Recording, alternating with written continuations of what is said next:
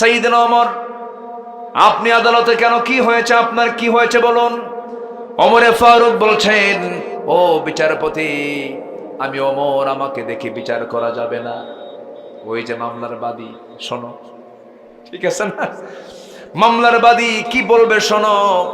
শুনলেন তার কথা, ওমরে ফারুক তার নিজের কথাও বললেন, দুজনের বক্তব্য শুনলেন। সেই বিচারপতি কাজী শুরাইহ ইবনুল হারিস আল কিন্দি রাহমাতুল্লাহ আলাইহি, তিনি একজন শুধু শাসক নন, দুজন খলিফার বিরুদ্ধে তিনি রায় দেওয়ার সাহস পেয়েছিলেন, সঠিক রায় দিয়েছিলেন। একজন হচ্ছেন ওমর।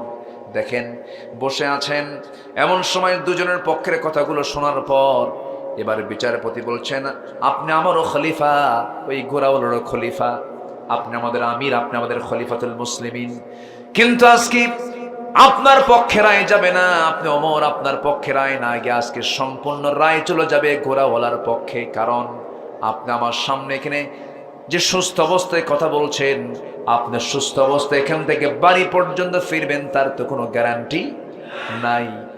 ঘোড়া তো একটা জীবন্ত প্রাণী, ওর তো জীবন স্বাস্থ্য আছে, সে অসুস্থ হয়ে যেতে পারে যখন তখন, আমার আপনার মতো।